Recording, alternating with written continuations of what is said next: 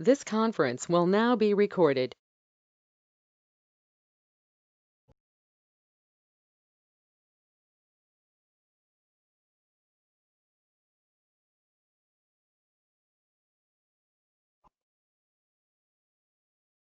All right. Good evening, everybody. I hope you guys had a great day at work. Welcome back. We got a good-looking crowd coming in here. Some people are starting to roll in. I just sent out a reminder to everybody in case they were busy cooking dinner or working or something of that nature. But we got a reminder going out to everybody about tonight. So hopefully we get a few more people as we go. I see them popping in, so they'll continue to pop in as we get started. But I'm all about meeting management and making sure we hit our time frames and things that we're supposed to do. So with that, again, welcome back. If you've not been here before, my name is Doug Baber. I'm with HR Florida. I'm the certification director for HR Florida. I'm also the HR director for St. Lucie County over on the East Coast. And if there's anything you ever need outside of this cram session, feel free to reach out to me. I sent you both my emails and my numbers. If there's something I can help you with down the road, feel free. If you got a general question about anything with certification or joining HR Florida or getting more involved or something of that nature, feel free to reach out to me as well, and I'll make sure I get you to the right person. So this is week 2, cram session week 2, and remember we're recording this one. We're hoping that we're working on the platform to put those on to our website on the HR Florida, so you can grab a link there and watch it and listen to the questions and see the interaction down the road. Should you need to be driving in your car and listening to something as you're driving, you can do that as well. So that's the goal, is to have a library of questions and interactions and just general HR professionals coinciding, getting together, and trying to come up with the best answer, hopefully, that goes along with it. So we'll be sharing our screens. I'll be sharing some of the information that we do through our online study materials that come with your study groups. With this, we're leading up to our test window that's closing in August. And currently with this session, we have nearly 60 people in it. So it's the screen's starting to fill up there, and we should have a great crowd and good people talking tonight. So that's just a welcome. Glad to see everybody. Thank you guys for coming. And I'd like to do my next thing. Number 2 on the agenda was to introduce our guest instructor. So last week we had HD, president of HR Florida, and she was giving us some questions and talking a little bit about herself and trying to get to know her. And she's part of the executive council as the president of HR Florida. And if you don't know her, if you missed her last week, you can watch the video. But this week, I'm honored to introduce Marty Varsin. She is a SHRM-SCP and SPHR. She's the vice president of HR Florida State Council, and I see her in the window there. She's got her headphones on, ready to go. Hi, Marty. Not sure if you're muted. Hello. All right, welcome. Go ahead and introduce yourself. The floor is yours, ma'am. Well, good evening. I'm Marty Bryson, as he said, and I am the Vice President of HR Florida. I am so excited to be with you tonight. And regardless of what else happens, I think we each need to take a minute and appreciate you, because sitting for an exam, a certification like this, takes dedication and it takes perseverance. There's a lot of other things that you could be doing with your time right now, and you've chosen to get this certification. And regardless of what happens with the exam in August, think of all of the knowledge that you have gained and all of the resources that you have gleaned through the preparation for the certification. So whether cross your fingers, you're all very successful. But if you're not, don't beat yourself up, because you have learned so much just through the preparation for it. So I wanted to give you a few minutes of inspiration and just congratulations on what you've done for yourself. That's great. Yeah, furthering our being professionals in our field, and it doesn't get much better. A big round of applause to Marty. She just passed one of our specialty micro credentials. She took the one. Tell us a little bit about that and how that went, Marty. I sat for the People Analytics micro certification. It was a hybrid of self-study plus a 1 month online course, 2.5 hours twice a week with an instructor out of Orlando. And then I did have to take a 50-question quiz. They call it a quiz. And at the end of the quiz, you sit there and wait for the screen to pop, and it says whether you passed or not. And I studied hard and I passed, so I'm very proud of that. Micro-certification as using the people analytics is using data to make decisions in the HR field. And I think that what I just went through with that will lead very well into our conversations this evening, because leadership and business ACM are all about making decisions based on the information that you have at hand. That's a good little segue there. Nice job. Myself, I'm taking the, so HR Florida pushes for us to take these just like they do the SHRM for the exam. So I'm the workplace culture is the one that I took. I still have to take the exam, the 50 question quiz that she said. It's pretty tough. It looks like from what I said, they scare you and they say you can only take it twice no matter what. And you're paid $1,650 for it. So I still have to take the test. COVID hit and I haven't taken the test, so I'm working on reviewing that information myself. But hopefully, I cross my fingers that I pass. So, all right. So enough about us. I'm going to head and we'll kind of get the ball rolling. Does anybody have any questions about tonight before we get started? We're going to go to our first section, which is going to be it's our ethical practice and leadership section. Anybody got anything out there? All right, so if you haven't been here before, how it goes is I kind of read the question, I read through the answers. We kind of, if you're interested, you just say your name and possibly your chapter. You say Doug Baber, St. Lucie County, and you throw your name out there. And if you want to put your picture on, whatever you want to do, but you can say your answer and why you think it's the correct answer, and then other people in the group can chime in and say, oh no, I think it's this, or I think it's this. And by the time we're done, the hope is by the time we're done with that question, you've got a way to remember that answer, because a lot of these questions are not the exact questions at all, but they're very close. The answers are very similar but the questions are worded different when you actually take the test. So it's a real good way to help you remember things, and that's kind of the way I do it. So if you've got any questions as we're going, feel free to ask or interrupt or whatever you want to do. But I do my best at pronouncing all the words, so don't hold it against me. So I'm going to go ahead and get started. If you guys are ready, I'm ready. All right, let me share my screen here.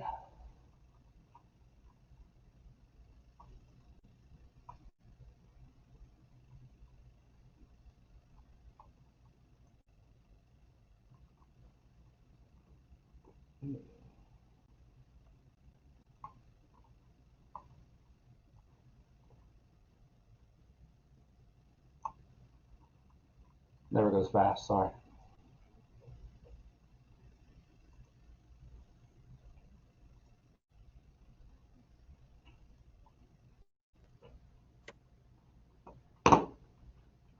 All right, can everybody see the question on the screen? Is there a way to make it bigger? Oh, we can make it bigger. Never mind. Sorry. I can make it bigger myself on my screen.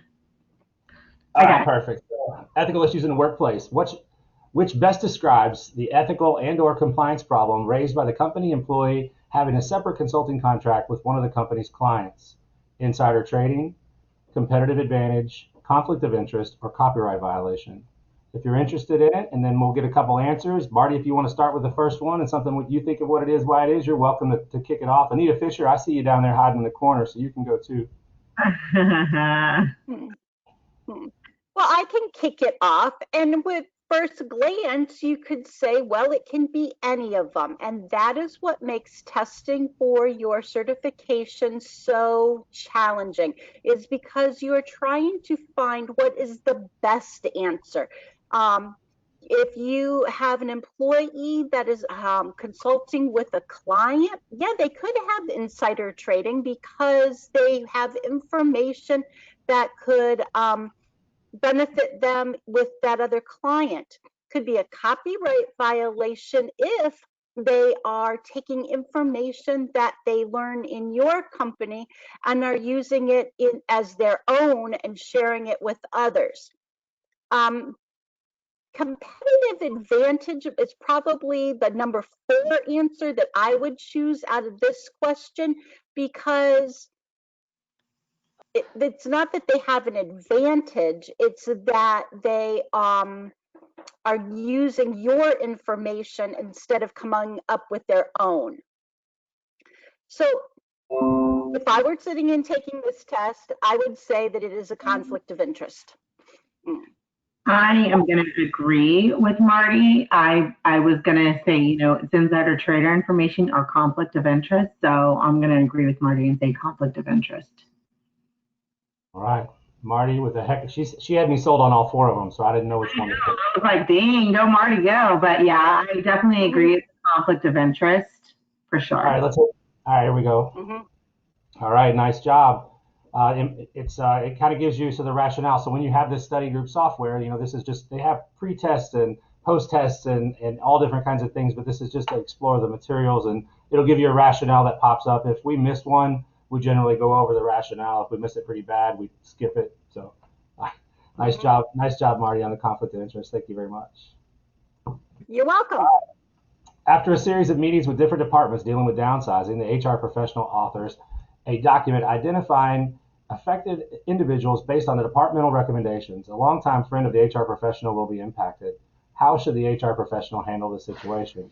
The answers include attempt to change the company's decision, inform the friend of the company's plans, encourage the friend's manager to inform the friend, keep the workforce reduction information confidential. So anybody out there in TV land got an answer there? Like to chime in on one, please?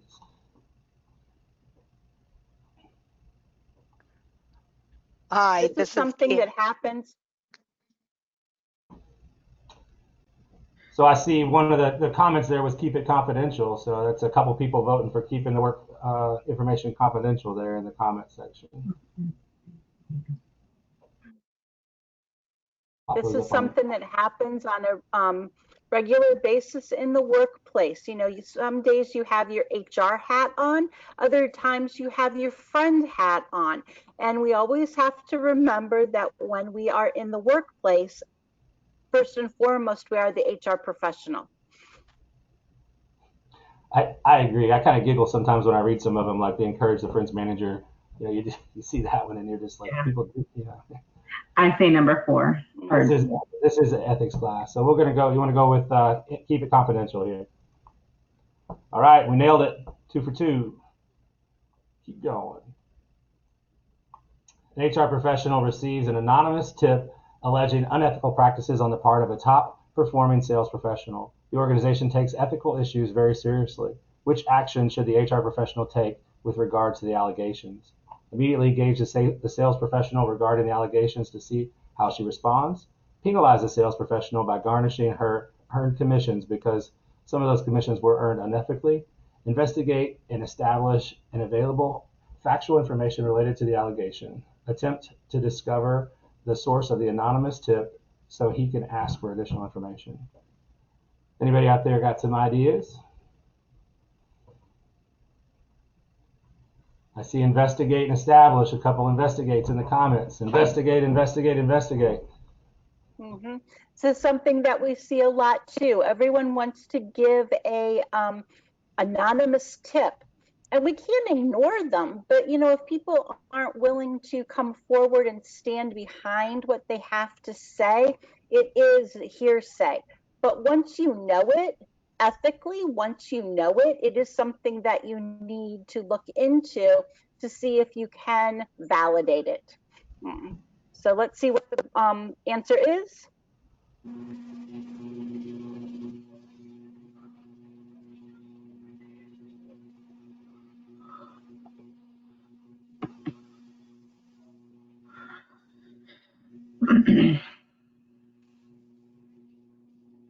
That was weird.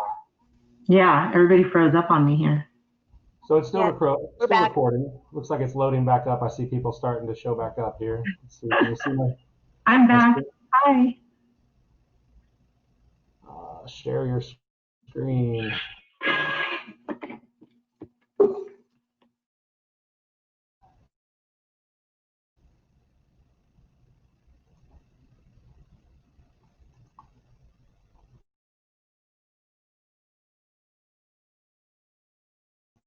Wow, this is a question, can be a scenario that we are all living in these days, talking about protective equipment in healthcare, PPE, the mask and the gowns and the gloves are all in short supply.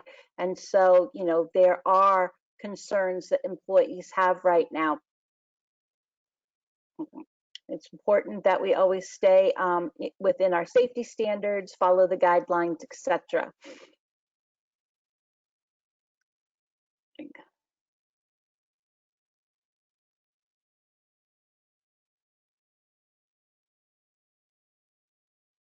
So not only in this one do we have a safety concern, but the spouse has posted comments on social media site regarding the firm being out of compliance, and a public relations department is aware of the posting.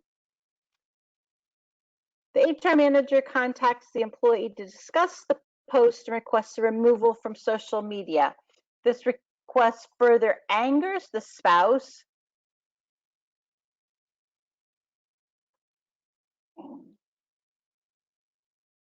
and the spouse is now requesting a meeting with firm's leadership. Where does HR stand in all of this?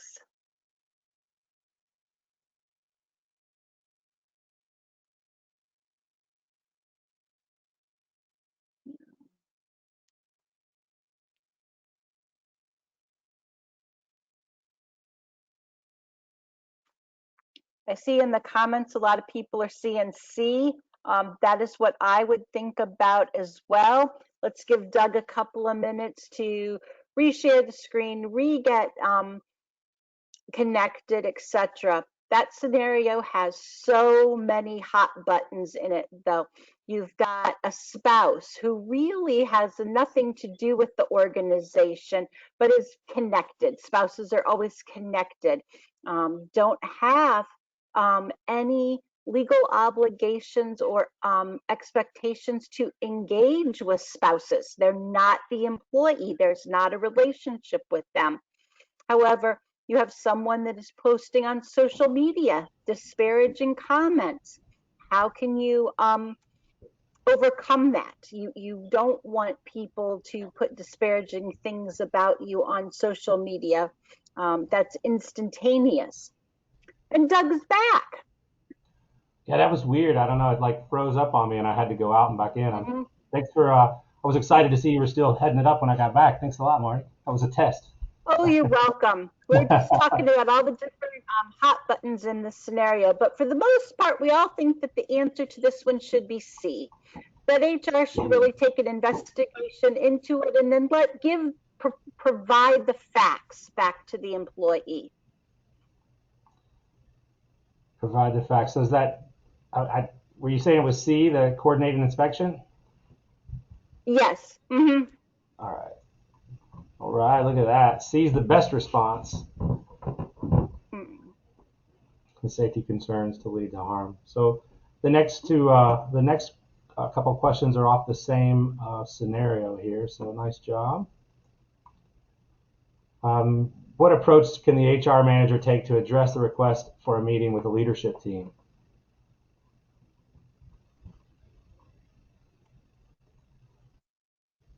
Acknowledge a request from the spouse, telling them to have the employee contact HR with details. Meet with the employee, the spouse, the supervisor to discuss the concern and collaborate the next steps. Clearly explain to the employee why a meeting with the spouse will not be necessary to resolve the concern submitted. Inform the employee that a meeting will be scheduled once the comments are removed from the social media site. So this is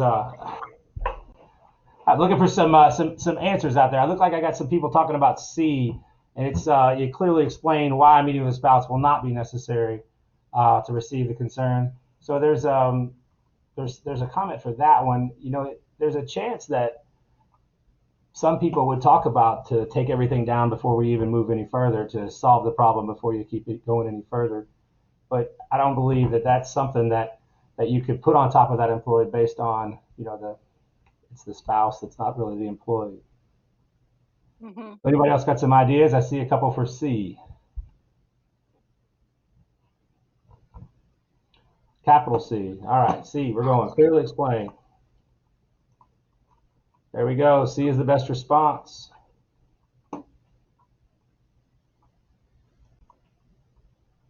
Next question. What practices could the HR manager implement to protect the organization's reputation at this point in time? Speak with the spouse directly. Sharing the processes will be taken to ensure safe working conditions for all employees. Suspend the employee until the spouse's comments are removed, and then if they are not, terminate the employee. Begin the investigation of the safety concern, monitor future postings, and make no further requests to remove the comments. Accept the spouse's request for a meeting and discuss the concerns, and to ensure that it is clear and firm is in compliance. Anybody like any of these answers over here? Anybody had to deal with something like this out there in the in our study group? Social media has a lot of people being keyboard warriors out there these days. Yes, it does. Yes, it does. And a lot of times you have spouses that are overly involved. But again, I think the majority of people giving answers think that it is C, that you just continue to do what you would do. Whether the spouse is going to post on social media or not is not something that you can control. I agree. C is the best answer. You know, this is silly season, we call it in the government.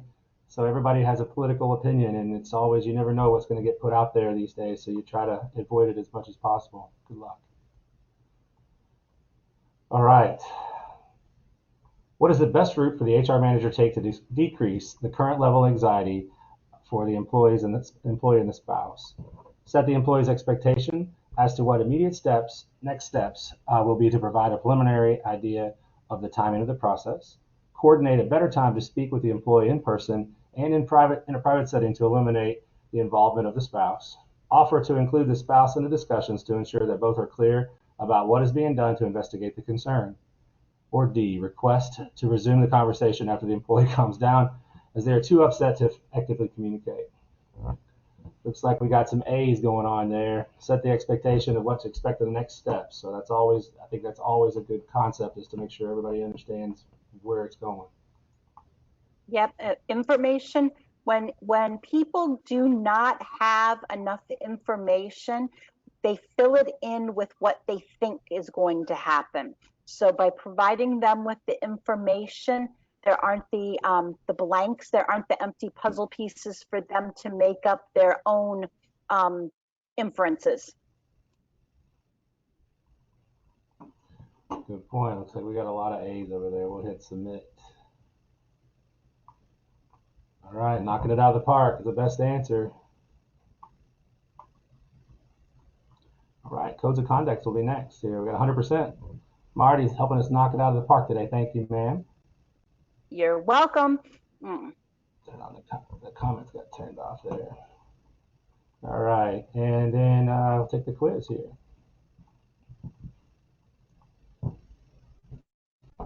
Codes of conduct. An employee is faced with an ethical dilemma dealing with a supplier. How should the code of ethics support the employee? By accommodating the norms of the countries in which the organization operates, by reflecting the legal traditions of the home country, by managing risks to the organization's public image, by guiding decision-making and behavior. So employees faced with an ethical dilemma dealing with a supplier. How should the code of ethics support the employee? Your code of conduct is your guiding principles. Your code of conduct tells you how you're going to be making decisions. Marty snuck in the decision word on there. Thinking about guiding decision to make the behavior. I like D. We got D's over here. Yeah, D, guiding. There we go. Keep it moving. All right, nice job, team. How is the written code of conduct used in today's work environment? To eliminate the need for performance standards, as a decision-making tool to guide employees in their actions, to protect an organization against lawsuits from shareholders, to highlight cultural differences that need to be addressed. So we get the written code of conduct used in today's work environment. I always like to say your code of conduct is like a roadmap. It gives you an idea, a place to start, and helps you to make decisions. I agree. Like a lot of B's. It's like your inner inner North Star. D, all right. Covers issues the broader sense of rule of regulation. The HR team has recently revised the company's code of conduct in order to connect the code with the organization's values more clearly. Before posting the finished product of the finished code of conduct to the organization's intranet, what additional steps should the HR team perform? Ask leaders to adopt the code formally and communicate its rationale to employees.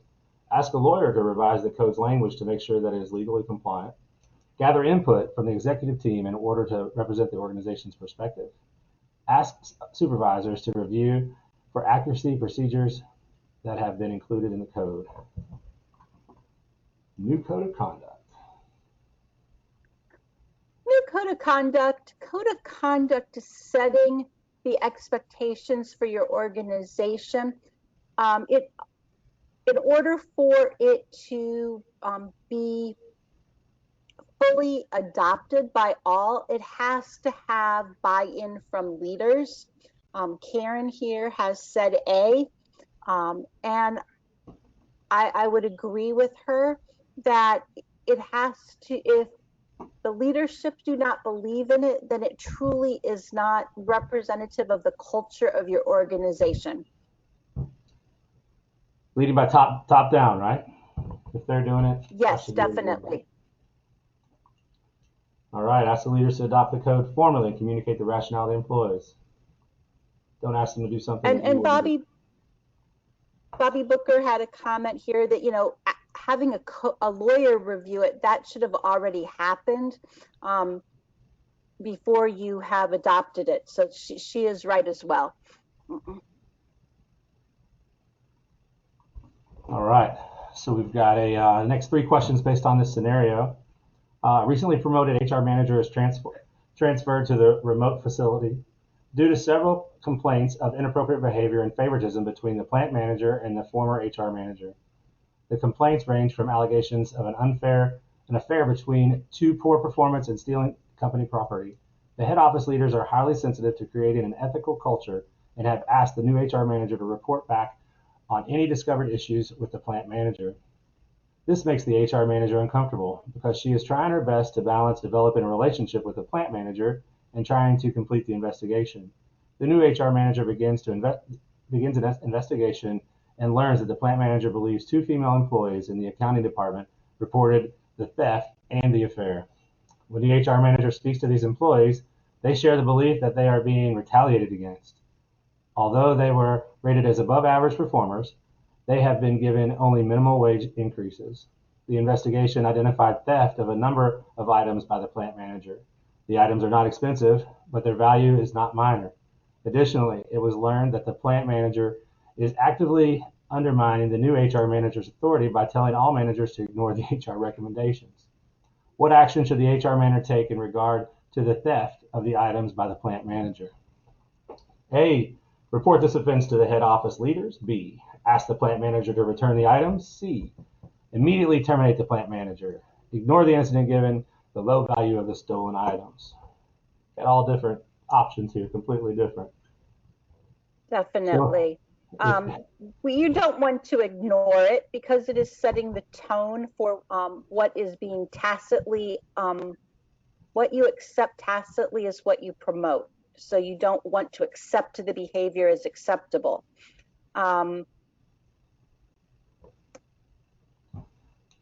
So I mean, could it be theft and termination by for the theft? I mean, it could be that.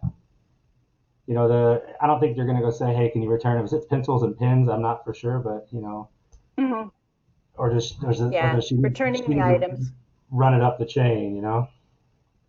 And this is probably the first question where you have 2 answers that could be correct depending on how you function in your organization. You could either report it back to the head office leaders because that is how your practice works, or if you have been given the authority, you could immediately terminate the plant manager. So this is a question where you could get tripped up in the quiz itself. And when you have a one like this, which is the first one we've seen tonight, where there is a difference of, well, how I do it this way at work, but how was the best answer? Think about how you would do it at your work, and then think about other organizations, either within your town, within the state, or even within the nation, and say, how would they do it? Doug was also highlighting that in the scenario, this HR manager was specifically given instruction on what to do. So as Dale and Anita have said, let's go with A, even though some of our guts were to immediately terminate him. Now, you're a new HR manager. You know, it's not like jail where you go up to the biggest person and hit them in the mouth. That's what I heard. But hey, there we go. Report the offense to head office leaders. That's one thing that I remember when I was taking my test is generally the answer to a lot of these scenarios is within the question. So if you take a minute to go back in and look, you can't take a whole lot of time, but if you take a minute to go back in and look, instead of thinking like what Marty was talking about, going with your gut instinct, oh, fire them, they're a thief. You know, maybe you go back and look through the question a little bit to see if they generally give you some clues on a best practice or back to wherever they instructed you to do. So A is the best response. All right, next question. The HR manager studies the performance reviews and the wage increases for all employees and finds inconsistencies that support the accounting employee's claim of retaliation. Given the HR manager's knowledge of the plant manager's behavior, what is the appropriate next step for the HR manager to take? Talk to the plant manager and recommend an immediate adjustment to the wages of the two people affected to avoid further problems. B, given the more serious issues with the plant manager, choose to treat the complaint as a lower priority, not to deal with it immediately. Inform the plant manager of the allegations and ask him to meet with HR and the employees to respond to their statements. Review the process for setting up wage increases for the accounting department with the company's controller. We got all different options here. So she's already determined that they should have received more.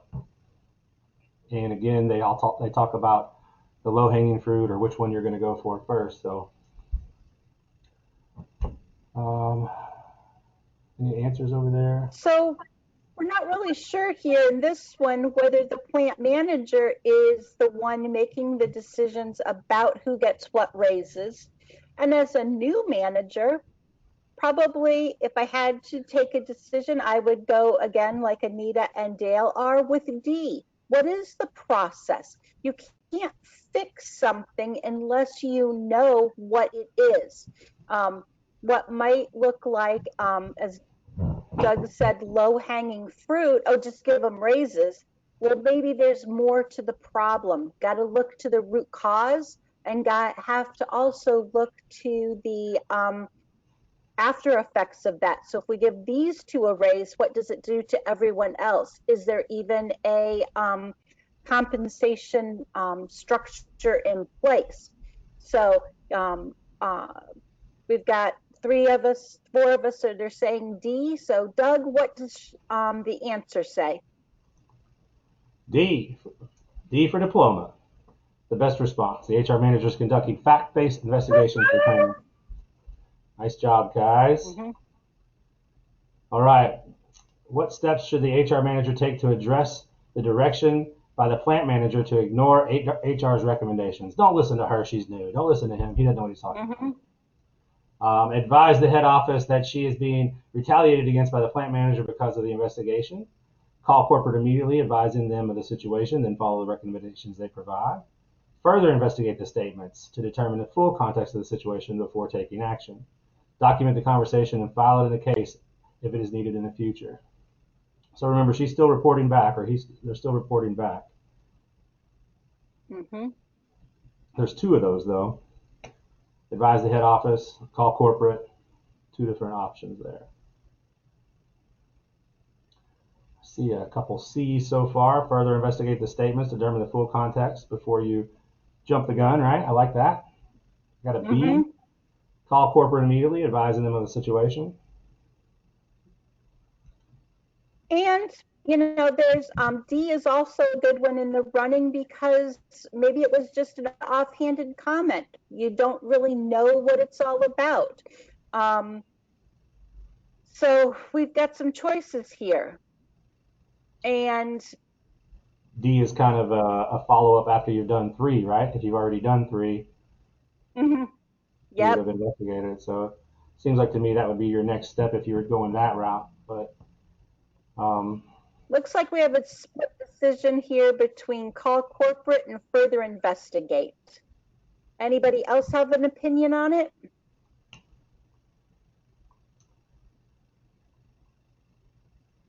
Well, then let's go with C because that seems to be what the majority of the comments have. You said B? C. C. We nailed it. Nice job talking through it, guys. Investigate it further. Understand the extent of the problem before deciding on the steps. All right. Rolled right on through that one. Nice job. Undefeated right now. So business. Great minds think alike. That's right. Hopefully you guys take something back out of this and you think about it down the road of how some of the explanations, and you bump into Marty at HR Florida this August and you're like, I passed my test and I thought about you as I was taking my test. So thanks, Marty, for your help. So business and competitive awareness. That's our next section there under Applicant. And then you just scroll down to do the quiz. Competitive awareness. Marketing and IT are collaborating on a new system that will allow customer services representatives to access the change customer accounts directly. For example, to create sales credits. Which action should HR take to create a value for this effort?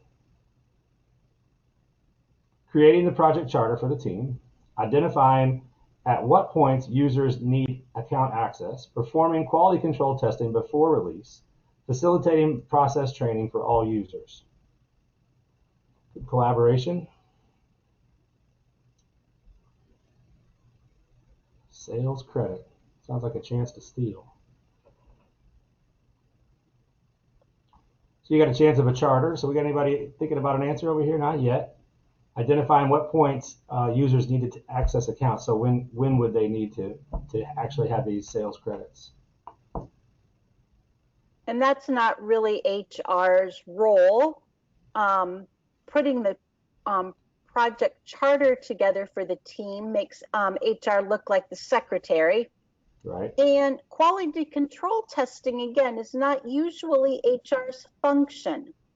So if we are looking at business outcome and competitive awareness, HR can best help by making sure that everybody knows what they're supposed to do and how they're supposed to do it. Make sure that the training occurs. Facilitate process training for all users. You know, that's something that HR does there. That's an HR strategy, right? Mm-hmm. D? D it is. D it is. All right, out of the gate, swinging. Most logical contribution. So that's a good point when you're thinking about some of these questions, when you're thinking of your answer. And even if you've been in sales all your life, but if you're in HR, is it an HR kind of topic or the HR kind of answer? So that was good. That was a good way to think through that one. Thanks, Marty. What approach to offsetting a downturn is often used by companies in the decline phase of their life cycle? Emphasizing training, building teams, reducing costs, introducing product extensions. So if you're trying to offset a downturn, what are you thinking about? Continue your life cycle, thinking about hanging around longer, cutting your costs? Well, and if they're in the decline phase of a life cycle, they may not be wanting to do product extensions because it's winding down. If you're in the decline phase of a life cycle, are you wanting to build teams or train people on things that are going to become obsolete? So I see some shaking heads and I see some C's, and I do believe that C would probably be the best answer, Doug. Me too. As a former business owner, I know it is. All right, next question. What is the most accurate characterization of a business value? Value may differ in different organizations. It is determined by external stakeholders and experts. It is a concern for leaders more than employees. It is measured by financial performance. Accurate characterization of the business value.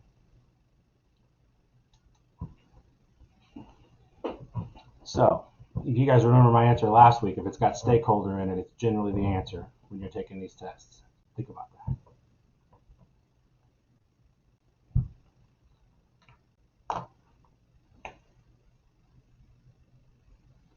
Anybody got any thoughts?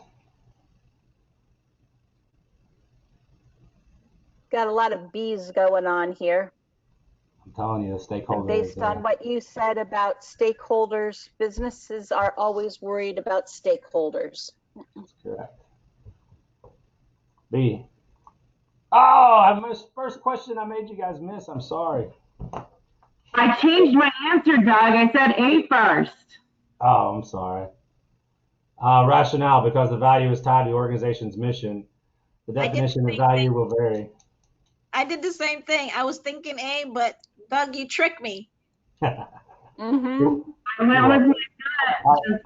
I'll take the hit on that one, but I'm telling you that's a true statement with that stakeholders in it. Not this time, but most of the time. The need to create a desired value and must be communicated and understood by the entire organization. That's another thing on your test. Don't change your answer. If you've got it, keep it. All right. For the next three questions, a renowned financial institution, a former leader in the financial market, is now facing decelerated growth. Its product portfolio lacks innovation compared to that of the competitors. Although the institution was once a favorite place to work, recently HR has been facing issues attracting top talent, and time to hire metrics have deteriorated. A technology gap between the leadership and the employees is beginning to widen. The founder, who was very sales-oriented, is not an early adapter when it comes to technology. Since his client relationships all began with face-to-face contact, he is wary about technology and removes the personal element. To create a more collaborative culture and social learning environment, the HR talent development lead wants to foster culture and learning and innovation. This will require a change in corporate culture and significant investment into new technology. Despite the recent upgrade, the learning management system still feels outdated, sluggish, and static. The TDL believes that the new LMS with more powerful social learning technologies will be critical for attracting and retaining top talent, capturing the attention of a broader and rapidly changing demographic, and meeting with their demands. The workforce is around 40% millennials compared to 10% just 5 years ago. The TDL knows that the championing creativity and innovation in the risk-averse industry is a challenge because the behavior is usually not promoted or rewarded. How should the talent development lead position take the LMS to gain leadership commitment for investing in new technology? A. Survey the founder and senior leaders to gather their thoughts and feelings about the LMS should support operations. Task the millennial leaders with researching LMS capabilities and trends and preparing a presentation for the founder, leaders, and stakeholders. Implement the new LMS, and after usage data is gathered, then demonstrate its benefits. Show how the LMS can effectively use technology, trends, and innovations to support the organizational theory. So, we have somebody that just doesn't take too well with technology, so you're going to have to sell it if you're going to have to get it, right? You can already know as you are looking through this that A is not going to be the correct answer, because if you survey the founders and the senior leaders who are not tech savvy and do not believe in technology, they're not going to want it. So we can eliminate A as the right answer. So then we have C is kind of a bull in a china shop. Just implement it and see what happens. Roll the dice. Yeah, not sure that's your best answer. Those B's with the millennial leaders, right? Mm-hmm. Yeah, you can either show, it's either going to be B or D. And if you, a lot of D's in the comments, yep. So that show how the LMS can effectively use technology, trends, and innovations to support this organizational strategy. If you look back at the question, how should the talent development lead position the proposed LMS to gain leadership commitment for investing in a new technology? You definitely want to prove that it works. So that would be show how it's going to do well, right? Is that D? D. Let's give it a shot. D. There we go. Nice job, team. Mm-hmm. D is the best. A practical standpoint of this is you might have asked some of those millennials with bringing things out to put into your presentation, but the ultimate answer was that you needed to show how it worked. Instead of like your focus groups is before all that kind of stuff. Mm-hmm. So the TDL understands that cross-functional collaboration will be required to sort out the features needed to support the organization's learning management system. What is the best way to organize the right cross-functional team? Contact organizations and implement the exact features that they are using. Ask the senior leaders who they would like to see on a cross-functional team. Assemble the team, including senior functional leaders, younger managers, and interest in diversity and innovation.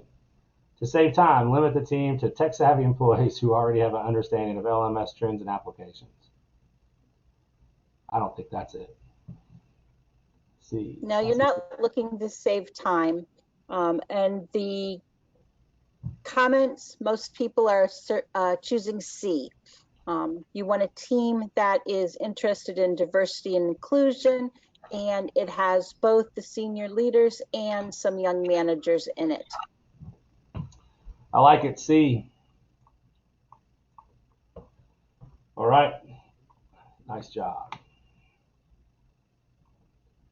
How can the TDL ensure that the LMS is consistently and widely used and supports the cost of the investment?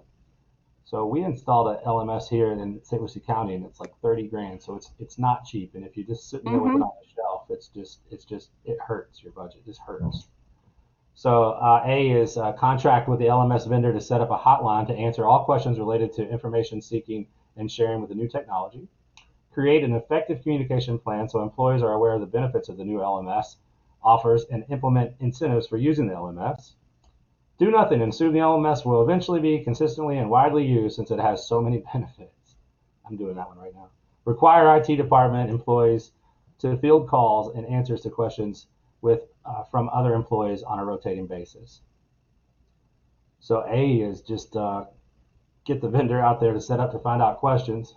I think that if and that should be part of your contract. That's not how you are going to get the benefits of it out to the employees. So as we see in the comments, B, we want to get information out to people so that they want to use it. I like it. B. Nice job. That one's over. Look at that. Somebody missed one. Who was that? It was just you, Doug. Let's not invite Doug back. It looks like we got time for another section here. So what is the most appropriate use of online analytical processing? Calculated the employee promotional rate to determine a leadership training program success over the past 5 years. Calculating the employee turnover rate to determine employee satisfaction with company's culture. Calculating a company's use of leave to determine an effective value for its leave policy over the past 5 years. Using predictive analytics to determine how successful new candidates will be for the first 5 years on the job. Online analytical processing. The predictive analytics are good. You know, that's something that you do pre-hire, right? As you're trying to find the right person for the right job. I have a question. So online analytical processing, is that artificial intelligence or what? Or I'm not even sure what online analytical processing is. Does anyone clarify? So to me, like if you're looking at the predictive analytics, that analytical processing is the questions they ask to see how you would react in certain situations, and if you're going to be able to work with people, would be an example of that. Okay. As a predictive. Thank you. Yeah, that example helps. That's my thought. Waiting on Marty to give us the right answer, though. This is one where Marty's really not sure. Sorry, folks, because I think that somewhere in the reading there must have been a definition, a specific definition of online analytical processing. And since I didn't read to study for this test, I'm not sure what the exact answer is. But analytical processing is gathering things and not just calculating them. So if I truly had to guess on this one, I would say D, because it is using analytics as opposed to simply data. And some of the word is in the question and the answer as well. I've noticed. Two is, I guess Marty's getting at two, is if you're going to calculate your turnover rate or your ROI or something based on an employer, how long your time to hire, those kind of things is just data. And then D goes into actually how it's going to help to be more useful as opposed to what you're going to do to fix it. So D, I see some D's over there. Let's see. Wrong. Not even close. We just totally blew that one. Let's see. Calculating companies leave.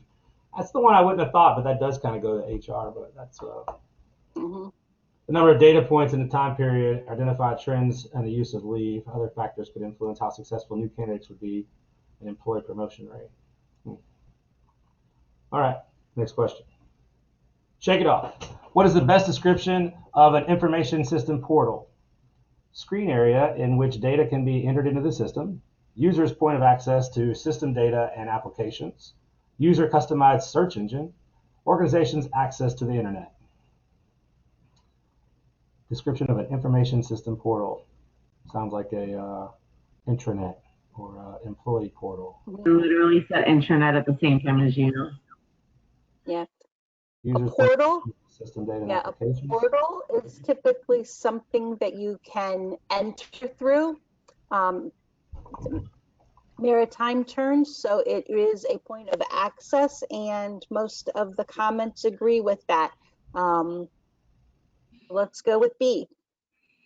All right, we're on a roll, one in a row. Mm-hmm.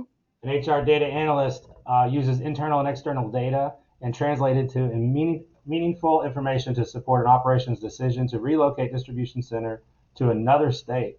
What term best describes the data analyst activity? Root cause analysis, Delphi technique, regression analysis, and business intelligence. HR data analysts use internal and external data to translate it to meaningful information to support an operations decision to relocate. What we got over here in the comments? They like the fancy Delphi. A lot of B's in there. People studied their terminology. Yep.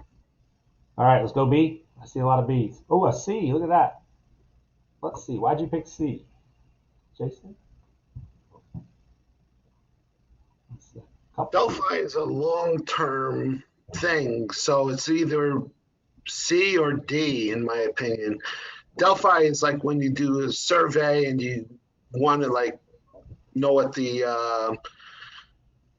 what do they call it? The culture, or want to vote on some big thing. It's a very long process. So it's either regression analysis, which is like mean, mode, and what do they call it? You know, all that stuff. And root cause analysis is not going to be it, because there's not a problem here. You're not trying to find the root cause of something. They are looking to make a decision. If I had to pick an answer for this one, I would say D, because you are trying to gather data and make a decision. I got a D. I got more D's. Somebody bought in a C, D. So we're definitely off the Delphi technique. We'll save that $10 one for later. Looking at the comments, I got several D's there. Was that where were we at? Business intelligence, Marty? Yep. Let's try that one. Nice job. Nice job, team. Way to talk us through that. Nice job. Was that Jason? Nice job talking us out of B right away. Yep. Timely, accurate, and complete data to transfer. All right. Next 4 questions based on the scenario. The clothing retail company with 3 locations in a popular beach resort area has been in business for over 3 years. There are 2 similar retailers with the same beach town competing for the same customers and labor pool. Recently, the company had an extensive growth due to the new clothing design. Despite the growth in sales, their turnover is high. Employees do not stay longer than 90 days as the competition is enticing sales staff away. Turnover is now affecting their customer satisfaction and increasing workload for the remaining staff. Most of the management staff started on the sales floor employees and received little to no management training. One of the key criteria used in promoting staff and their success is on the sales floor, leading to complaints and internal selection unfairness. Recent exit interviews suggest low morale, poor leadership, and the lack of work-life balance as the top 3 reasons for leaving the company. Knowing that there are plans to launch 2 new product lines in the near future, the CEO has asked the HR director to search and find a new supplier to provide new employee orientation for all new sales staff. 20 companies have submitted requests for proposal, and the CEO wants a short list to be presented in the next 2 days. What steps should the HR director take to develop a short list of possible training vendors? Conduct an online search for the best training companies and send the resulting list to the CEOs. Rank the companies in regard to their prices and present the 5 lowest bids at a cost in the issue. Determine with the CEO key criteria that should be considered. Using this information will narrow the search. D. Ask for input on the short list from another employee who has done this type of training before. What should Well, the as the HR director comments say, the HR director, the group is suggesting it is C, because in order for it to be successful, you have to know what you want.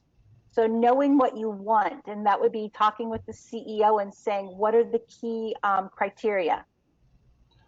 I like that. That's one of the big things that I teach my analysts is to try to figure out what everybody, what I'm looking for when I ask for something. Ask a few questions. Don't just take off and try to figure it out. You know, ask some questions. Take the time. C? Go with C. C. Nice. The best answer. Good job. Next question. Number 5. What action should the HR director take first to create the robust workforce plan that addresses the expected organizational growth? Getting tongue-tied, sorry. Ensure that all recruiters are well trained in sourcing and selecting qualified applicants for the retail sales organization. Review environmental conditions in regards to expected tourists and expected sales growth and calculate the number of employees needed. Review internal turnover, promotions, and transfer data to calculate the number of employees needed to meet future staffing needs. Analyze current labor trends along with the internal staffing metrics to ensure the appropriate staffing levels to meet expected organization growth. To create a robust workforce plan that addresses the expected organizational growth. I like the one talking about thinking about what the growth's going to be, so you know what you're looking for if you're a talent recruiter. It's really not going to be A, because you always want qualified applicants, whether you're growing or not. The number of tourists and the sales growth isn't really going to be enough. My personal answer is the internal turnover, promotions, and transfers to calculate what you're going to need. However, the chat is saying D. What are the current labor trends along with the internal staffing? So I'm going to be swayed by the group and go with D, because I didn't read clearly enough. I like D too. It's like it's a combination of both of those. So. All right, D it is. Nice job, team. Next question. An applicant from a local competitor has offered to give the HR director information on the previous employer's salary and benefits upon hire. What action should the HR director take in response to this offer? Use this information to help create a strategy to reduce turnover to other companies. Decline the candidate, however, offer compensation in exchange for the information. Do not hire the candidate, indicating that the company does not participate in unethical behavior. Ask for the information to create a more robust retention strategy once the person's hired. So ethics all over this one. I like the cash one. That's a good one. I see C over there. Jason, C. Do not hire the candidate, indicating that the company does not participate in unethical behavior. I mean, it compromises you from the get-go, right? If you that guy owes you, or you owe him. Sorry. What do we got? C. I see a lot of C's. Do not hire the candidate. Any thoughts, team?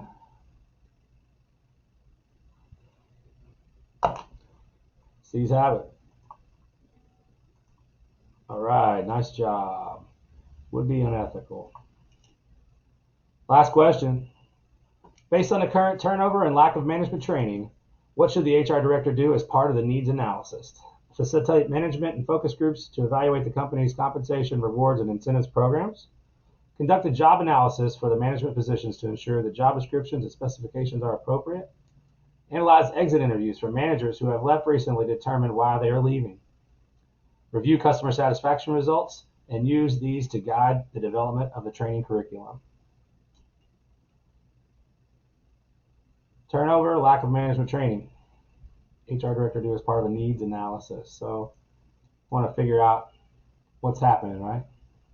Got any answers over there? B's, B's, B's, B's. Job analysis for all management positions to ensure the job description and specifications are appropriate. I like it. B. Thoughts?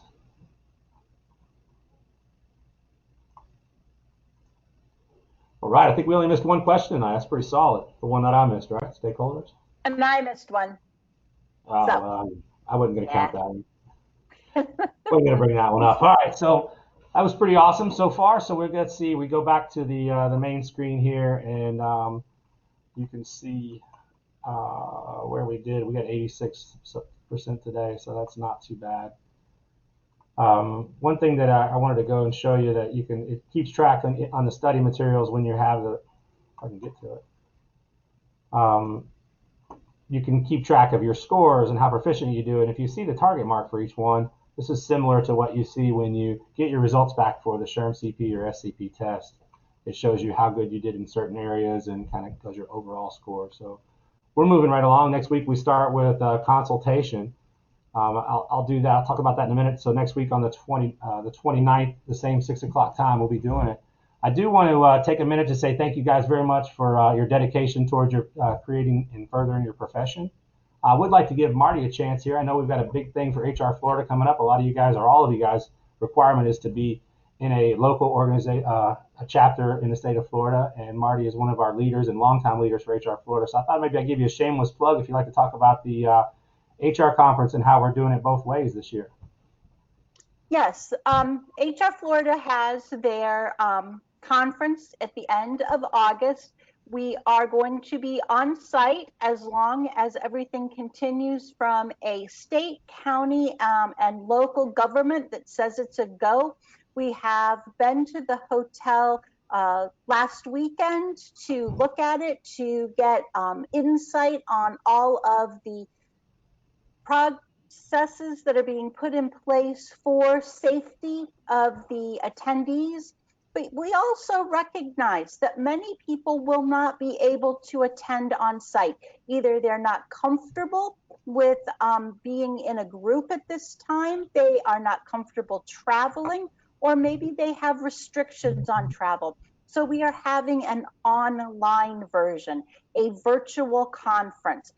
Much different than what we're doing tonight. It is a platform of concurrent sessions, a virtual expo hall, networking rooms, etc. So online or on site, the conference will be happening, and one of the benefits that comes with the on-site, the online version will be that you will have access to all concurrent sessions that are occurring. So sometimes when you go to a live conference and you're like, oh, I want to be in room B and I want to be in room C at the same time, I got to pick. The online version, you don't have to pick. You can watch all close to 100 concurrent sessions at your leisure They are recorded and available for up to 90 days after the conference. So if you have any questions about attending, you're interested, get with your local chapter. If you don't have a local chapter, contact Doug or I, and we can get you hooked up. So have a great night, everyone. Thanks for that, Marty. I believe if you pass when you pass your test in August, you can actually go and get 17 credits, 16 credits in person, and then you can get like 140 online. And you only need 60 to recertify, so you can be recertified just like that. So last thing that I want to throw out is if all of you guys are taking your test this year, HR Florida has put together an honorarium that we're going to do after we're done with our study sessions and this session is over and the window closed before the next one starts. And anybody that passed their SHRM-CP or SCP, their name is going to go into the hat. So we're going to pick out some winners. It's a $500 honorarium. So remember that if you get your test results, you have to forward that to myself or to your chapter, and they'll put your name in your hat if you have a local certification director in your chapter or your chapter president, and they'll make sure your name gets put into the hat. So you can't win if you don't enter. If you're testing, what better chance than to get $500 back?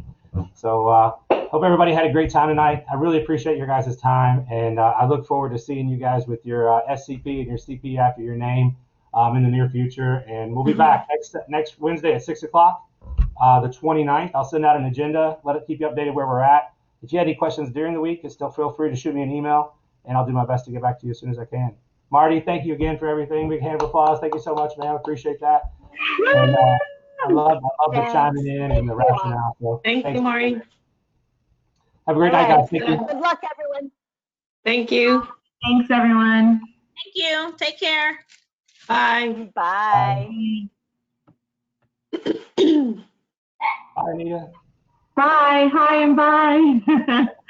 I have my test Monday, so I got to get this office cleaned out, all the walls taken down. Fingers crossed. Good luck. Thanks. Thanks, Marty. See you soon. Bye.